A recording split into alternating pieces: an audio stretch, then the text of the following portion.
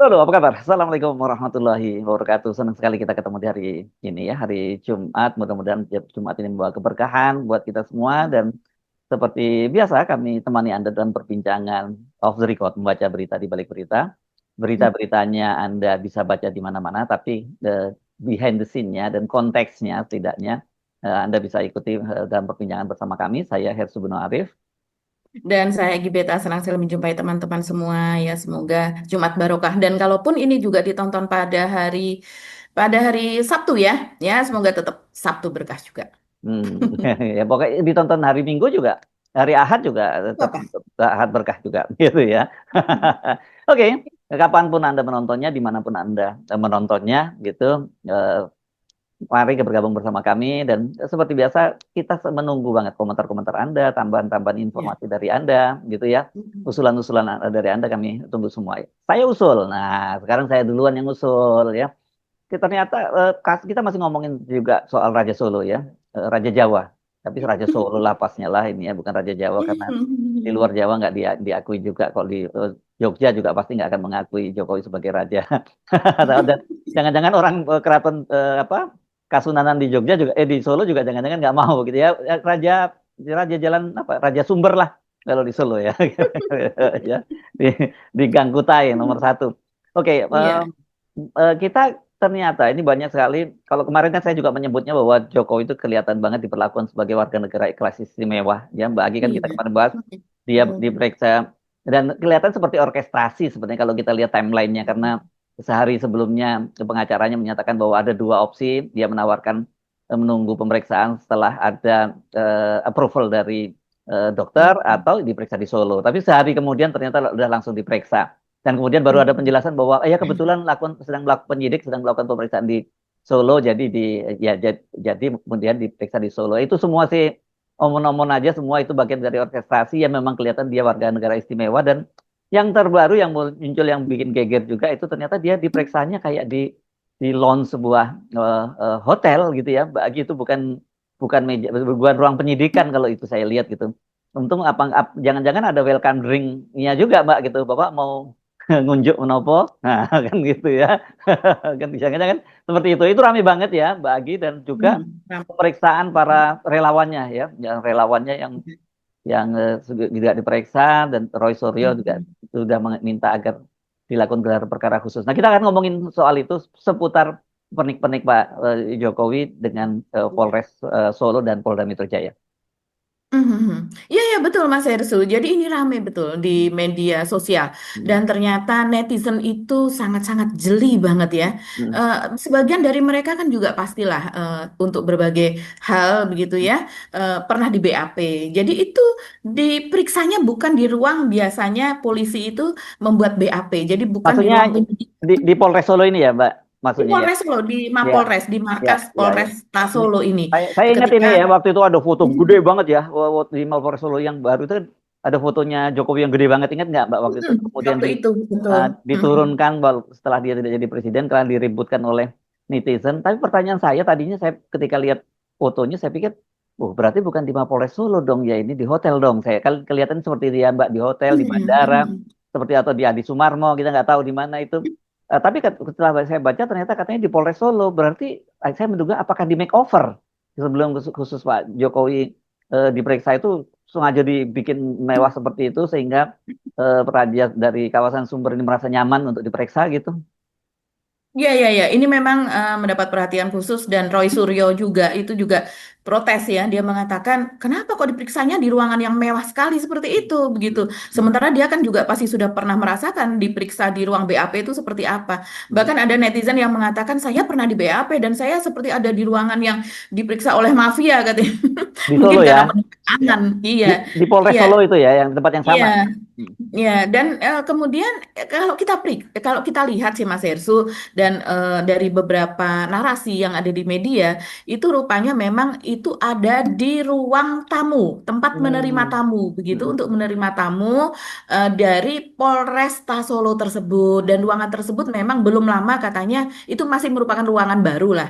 Tapi Hmm. barunya kapan saya tidak tahu ya. Mm-mm. Yang jelas itu bukan berada di bawah tapi ada di lantai atas begitu. Dan ruangan itu rupanya kalau melihat foto-foto tapi bukan foto dalam ruangan seperti yang ada dilakukan pemeriksaan terhadap Pak Jokowi. Bagaimana pada hari Senin sebelumnya itu memang ada sekitar 10 orang saksi dan sepertinya itu saksi dari pihak Jokowi ya, itu naik ke atas melalui tangga. Nah, berarti dia naik ke lantai 2 tersebut dilakukan di situ. Jadi Cuman yang semua ya. Jadi di luar kan ada berapa kan? 9 orang ya kalau nggak salah bersama Jokowi ya kemarin diperiksa itu ya. ya bersamaan dengan Pak Jokowi kemarin katanya ada 10 Mas Ya, Hersو. 9 orang Gitu. plus satu dengan Jokowi gitu kan. Mungkin ya, karena memang Apakah simpang siur. Kalau ya? menurut Yakub Hasibuan, dia mengatakan selain Pak Jokowi ada 10 yang lain ketika itu diperiksa bersamaan. Oh. Nah, justru itu yang menarik, yang diperiksa bersamaan itu yang mana? Karena Hmm. ketika Pak Jokowi masuk, ini betul-betul diperhatikan loh oleh netizen. Hmm. Ketika Pak Jokowi masuk dari bawah naik ke atas, bukan naik ke atas sih, dia memakai lift ya, tidak memakai tangga, dan kemudian sampai di atas itu sudah ada orang-orang yang sepertinya menghadap Pak Polisi. Pak Polisinya pun dikondisikan tidak memakai pakaian dinas yang biasa, Ya Eh, memang mereka biasa. memakai baju Penyidik pakai putih. pakai ya Memang biasa itu. biasanya Biasa seperti itu. penyidik tidak memakai Hmm. baju seragam untuk dinas, begitu ya. Dan kemudian yang menarik adalah yang menjadi perhatian netizen ini bagaimana orang-orang yang diperiksa tersebut kemungkinan mereka itu yang diperiksa karena Yakub Hasibuan mengatakan bersamaan dengan Pak Jokowi. Orang-orang yang diperiksa ini semuanya memakai baju putih. Dan sepertinya kok anak-anak muda begitu yang seperti seumuran. Bahkan kemudian yang perempuan pun ada 3 orang begitu ya.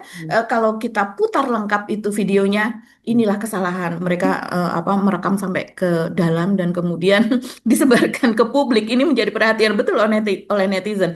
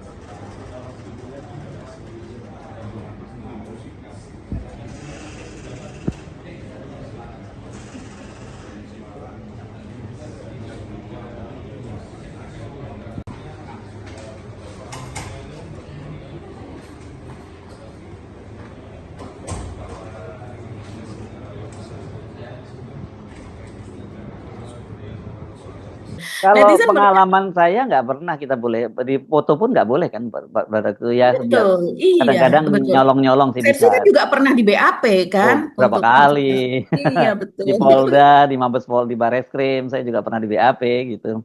Ya jadi Iya, ya ya ya, jadi tahu persis begitu. Dan ya. saya lanjutkan ya, yang perempuan yang ada di situ ada 3 orang itu memakai kerudung yang nuansa warnanya itu pink, jadi sama begitu Hmm, seragam. hmm, Dan mereka juga menengok begitu ke Pak Jokowi. Terus kemudian ada juga yang seperti begini begitu ya, hmm. dengan gestur yang seperti itu.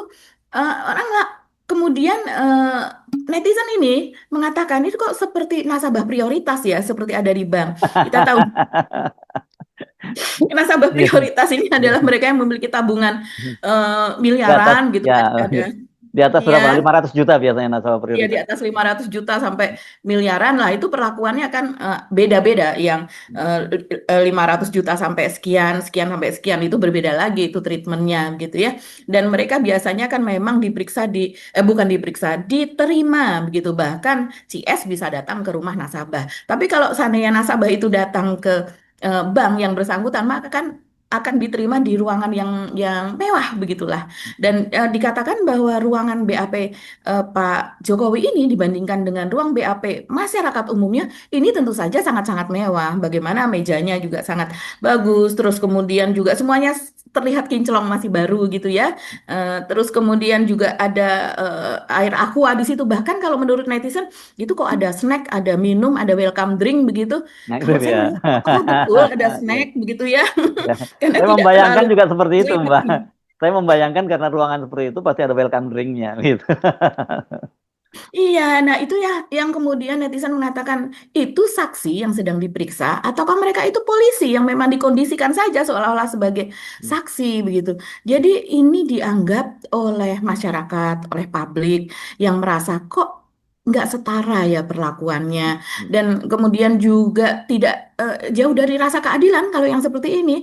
Bagaimana kemudian dibiarkan orang sekian banyak itu ada ajudannya beberapa, terus kemudian dari kuasa hukumnya ada beberapa, dan mungkin juga pendukung Pak Jokowi dan ada adik ipar dari Pak Jokowi ya, yang waktu itu membawakan ijazah ke Polda Metro itu juga ada, dan mereka semuanya dibiarkan untuk masuk bersama-sama begitu kan, menghantar Pak Jokowi sampai ke situ, kemudian juga kuasa hukumnya ada di situ, dan ada kamera yang standby begitu merekam gitu di samping meja dari Pak Jokowi itu.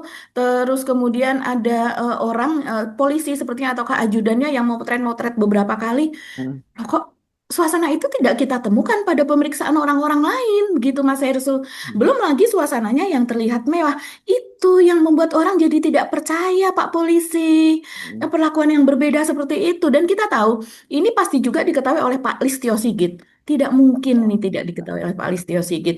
Nah, orang jadi bertanya juga, netizen yang sangat kritis ini bertanya, bagaimana peran Pak Listio Sigit dalam merancang semua ini begitu. Itulah kemudian apa suara-suara mengatakan cepat deh diganti deh Kapolri ini begitu. Karena semuanya tidak akan berjalan sebagaimana yang diinginkan, keadilan, rasa tepos liro terhadap orang lain dalam melihat ketidakadilan ini kok sepertinya diabaikan. Ya, Itu yang saya potret dari suasana sesudah Pak Jokowi diperiksa ya. Mas Irsu. Saya hanya memberikan catatan saja yang sudah juga saya sampaikan di Heart No Point bahwa untuk seorang mantan presiden itu pernah terjadi 2 kali diperiksa ya. Tapi memang Ya. kasusnya berbeda. Kalau Pak Jokowi diperiksa sebagai saksi, tapi Pak Mhm. Harto itu pernah diperiksa oleh Kejaksaan Tinggi Jakarta itu dalam kasus korupsi. Tapi Pak Harto Betul. itu datang ke Kejaksaan Tinggi Mhm. DKI Jakarta, bukan dia kemudian penyidik yang datang ke kotanya. Ya karena kebetulan sama-sama di Jakarta ya. Tapi Ya, Kak. tapi kalau kita Mhm. membandingkan betapa seperti orang seperti Pak Harto yang dulu Mhm. yang sangat berkuasa selama 32 tahun dan presiden penggantinya itu penggantinya betul karena yang menggantikan wakilnya adalah Pak Habibie. Itu Mhm. Betul. wakilnya Pak Harto Pak Habibie dan kemudian ganti ke Pak Harto. Pak Harto diperiksa eh, Mhm. datang ke sana dan juga tidak di ruang lounge yang mewah seperti itu gitu. Meskipun dalam kasus Pak Mhm. Harto itu tidak dilanjutkan kasusnya karena faktor kesehatan kan akhirnya tidak jadi di pengadilan gitu.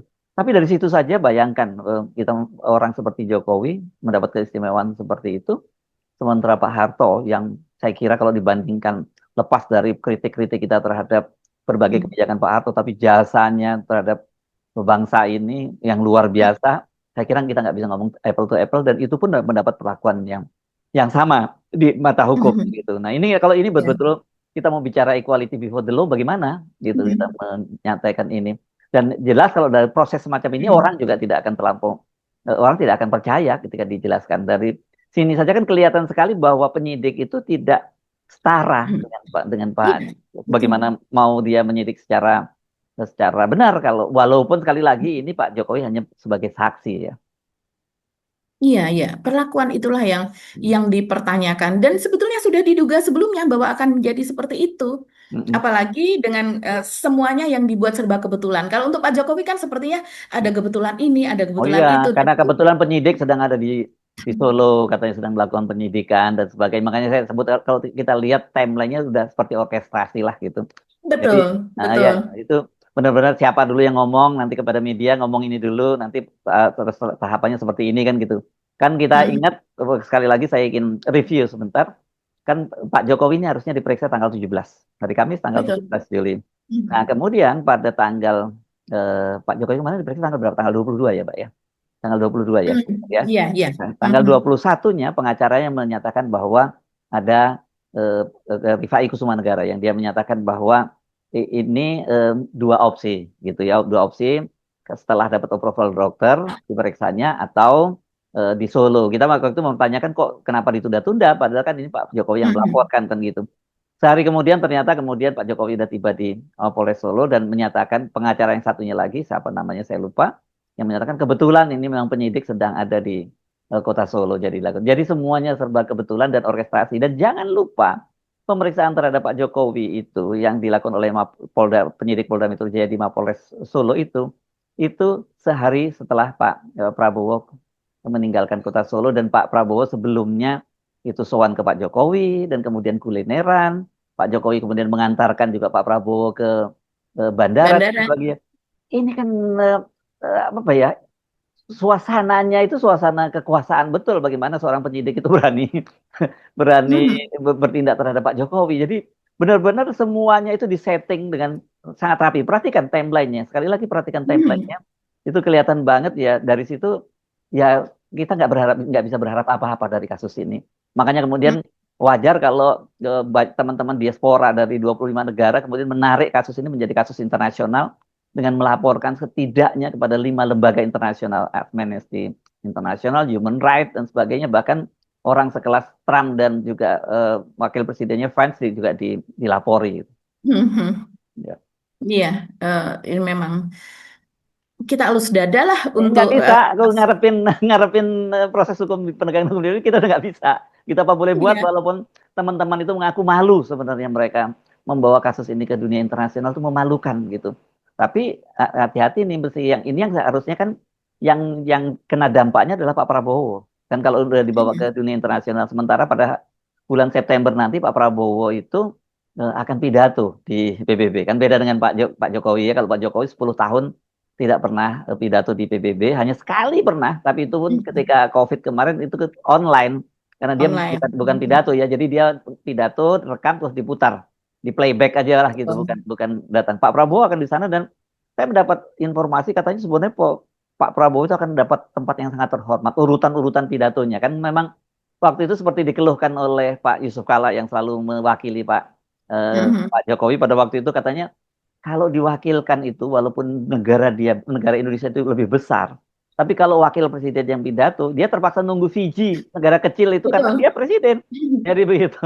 Nah, sekarang Pak Prabowo ada di sana dan kalau kemudian kasus ini ditarik ke dunia internasional ini kan akan memalukan buat Pak Prabowo. Jadi Pak Prabowo timnya Pak Prabowo mesti memikirkan ini gitu ya karena September nggak jauh loh, nggak lama lagi. Ini Juli, Agustus, September. Sekarang Juli ya sekarang Juli akhir Juli udah tinggal depan Agustus.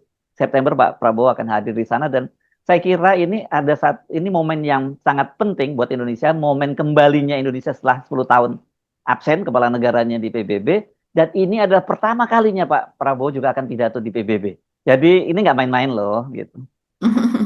Iya, tapi dignity atau proud dari Pak Prabowo sendiri maupun rakyat Indonesia itu akan muncul terhadap berbagai kebijakan yang saat ini sedang ditunggu, termasuk soal penyerahan data pribadi warga negara Indonesia itu. Banyak Itu kan. hal, ya, ya. Banyak hal ini yang beliau. Iya, kalau Pak Prabowo kemarin kan dikejar dan dia hanya mengatakan bahwa sekarang sedang dinegosiasi. Hmm, Jadi, tapi dari pihak Amerika sendiri sudah mengklaim bahwa itu sepertinya akan menjadi sebuah kepastian. hmm, hmm, Walaupun mereka mengatakan menunggu hmm, kepastian dari pihak Indonesia, tapi mereka sudah kelihatan bergembira duluan bahwa itu akan menjadi sesuatu yang pasti. Ini hmm, kita ada di posisi yang betul-betul sempit begitu ya. Karena kenapa bisa demikian? Karena hutang kita besar. Hutang warisan Jokowi sangat-sangat besar. Kita harus membayar sangat besar dan kemudian penerimaan pajak kita itu tidak sesuai dengan harapan. Ya, yang diharapkan adalah neraca perdagangan kita tetap surplus. Tapi Amerika kan nggak mau yang seperti itu, begitu. Jadi sekarang memang sedang kita tertimpa tangganya itu berkali-kali kanan kiri tangga terus dan bahkan saat ini ribuan sedang dalam proses juga ribuan juga diumumkan akan ada PHK lagi dan itu masih terus berlanjut ya berbagai perusahaan. Eh, eh, kita berharap Pak Prabowo tidak lagi mengeluarkan statement-statement yang Yes, bisa membuat kita tambah terpuruk gitu ya, perasaan yes. kita tambah sakit dan tambah terpuruk. Dan Pak Prabowo mungkin dia mengatakan kalau malam hari saya suka membuka media sosial. Media sosial yang mana yang Bapak lihat? Hmm, Kalau seandainya Bapak lihat bagaimana suara anak-anak muda, Pak, hmm, sakit betul saya aja sakit apalagi Bapak hmm, melihat itu. Bagaimana mereka frustrasi, mereka tertawa dalam kesedihan, ada yang sambil menangis, dulu menangis sambil karena merasa Pak Prabowo dihujat, Pak Prabowo dapat nilai 11 dari 11 ya kalau nggak salah, hmm, 11 dari 100 apa sehingga banyak yang menangis walaupun kita tahu itu orkestrasi. hmm, Tapi saat ini menangisnya menangis betul, Pak. hmm, Jadi ya kita kembali saja ya kepada situasi Jokowi ini. hmm. Situasi Jokowi yang seperti itu membuat ketika pernyataan dari penyidik begitu dari Polda Metro bahwa ijazah Pak Jokowi baik S1 maupun SMA itu sudah disita, itu juga membuat orang tidak percaya. Begitu juga Roy Suryo CS, mereka tidak Untuk percaya. apa disita karena sudah ditentukan sebagai tersangka kok gitu. Iya, jadi karena ketidakadilan, karena omon-omon, karena sesuatu yang ya ini sekalian karena Pak Jokowi kemarin 17 Juli tidak bisa hadir di Jakarta karena masalah kesehatannya. Gimana 17 Juli karena masalah kesehatannya, tapi di rumahnya orang tetap datang dan kemudian dia foto-foto, kemudian datang ke acara PSI, bergembira dan dengan sehat, pidato di sana tertawa-tawa bahkan ngajak jajan Pak Prabowo, menteri menteri kabinet joget-joget di situasinya sama sekali apa yang di mulut dan apa yang tampak di permukaan itu sama sekali tidak sama. Hmm, Begitu. Jadi ketika sekarang Pak Jokowi diperiksa di Mapolresta Solo di ruangan yang berbeda dengan pemeriksaan terhadap orang-orang biasa lainnya, kecuali terhadap para saksi yang diperiksa di sana sama-sama dengan Pak Jokowi. Begitu ya. ya. Dan apakah nanti saksi yang ada di kota lain kalau seandainya ada? Karena yang di Solo itu juga tidak semuanya dari Solo kok Mas Hersu. Ada yang Memang dari kota lain begitu yang kalau datang ke nggak salah Solo. Dian Sandi Utama kader PSI juga diperiksa di situ bukan? Oh, saya tidak tahu apakah dia Ada, dia sudah diperiksa juga, ikut. dia diperiksa juga, tapi saya nggak ngikutin, jelas dia diperiksa juga, gitu. Dan Hmm, dia mengaku iya. diseret-seret kasus itu. Oke, tapi kita kita juga boleh omongin dong sekarang yang diperiksa selain Pak Jokowi kan ada relawan juga yang selama ini menjadi diehardnya bahkan menjadi semacam herdernya Pak Jokowi yang selalu Iya. menggertak-gertak orang lain yang Mhm. yang mempersoalkan keaslian ijazahnya Pak Jokowi. Silver Permatutina kan juga diperiksa juga kan, Pak?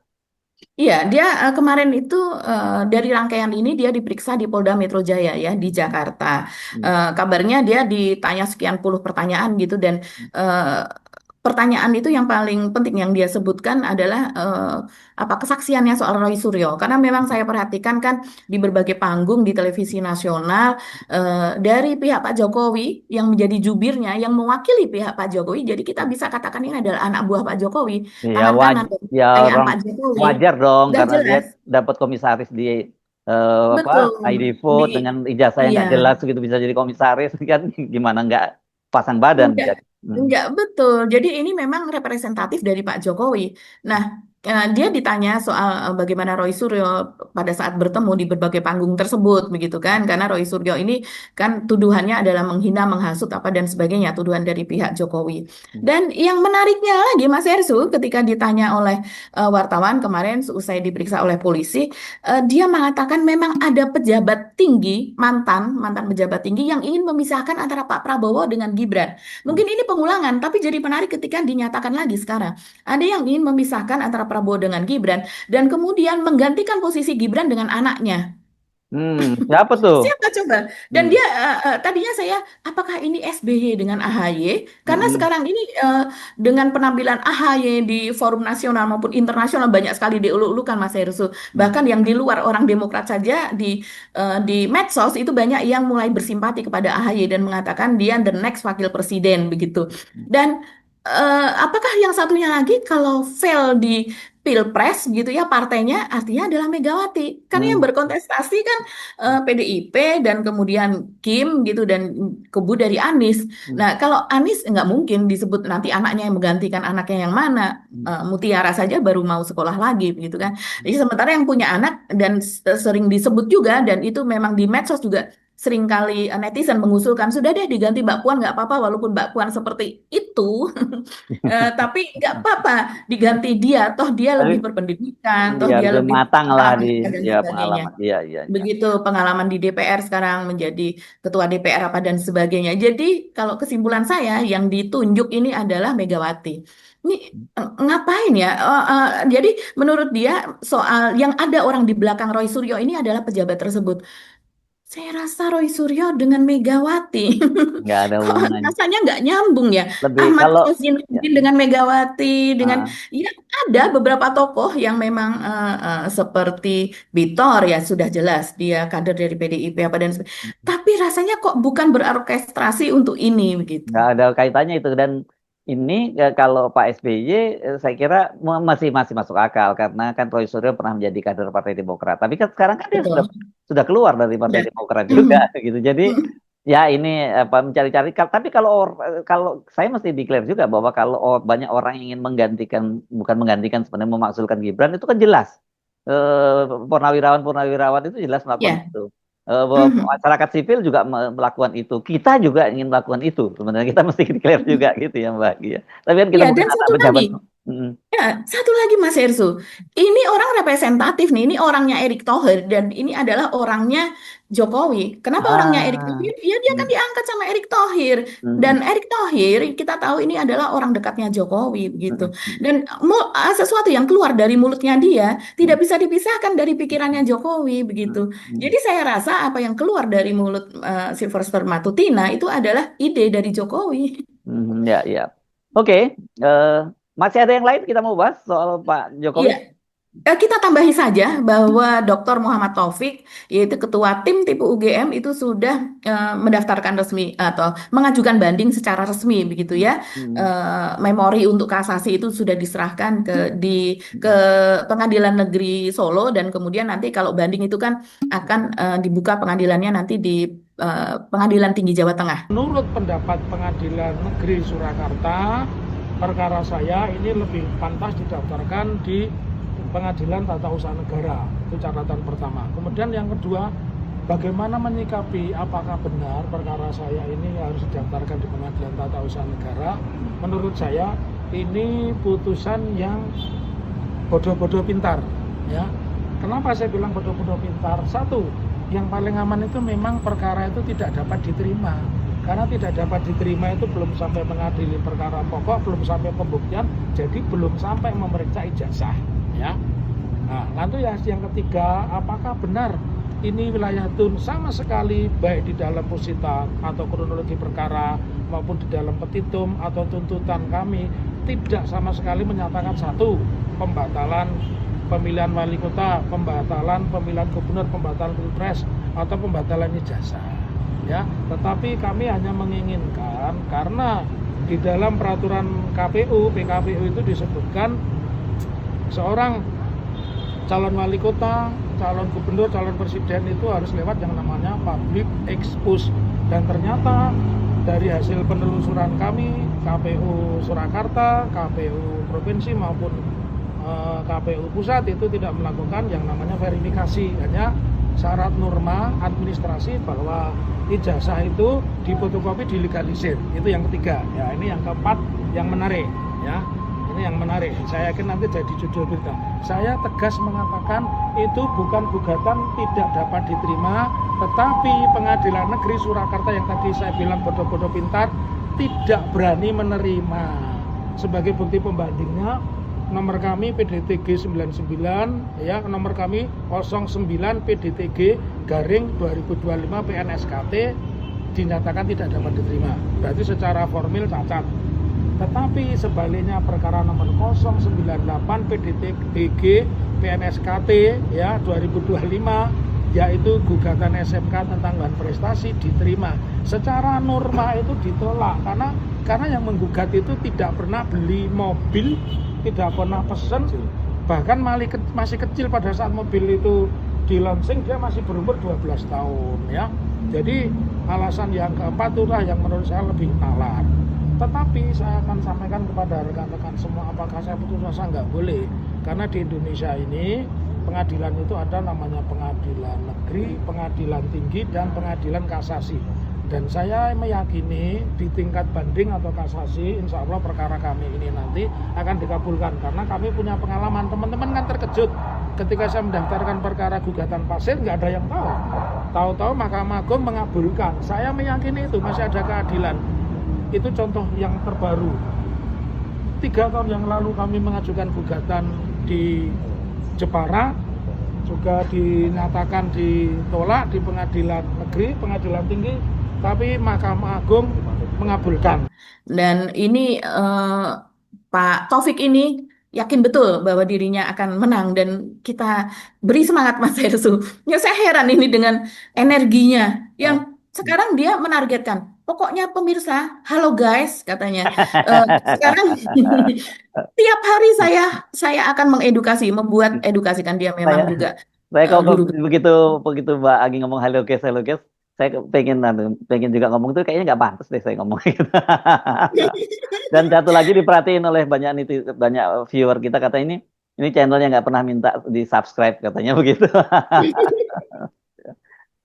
Iya, kalau yang merasa perlu ya silakan subscribe ya teman-teman ya, begitu. Itu kan kita diskusi bebas mau subscribe atau tidak. Tapi yang jelas kita kasih semangat ya ke Pak Taufik. Saya heran dengan semangatnya ini dan itu semua sampai dia ke luar negeri, begitu ke Singapura, ke Malaysia untuk mencari angkatannya Pak Jokowi, angkatan 85 untuk mendapatkan bukti-bukti lebih banyak.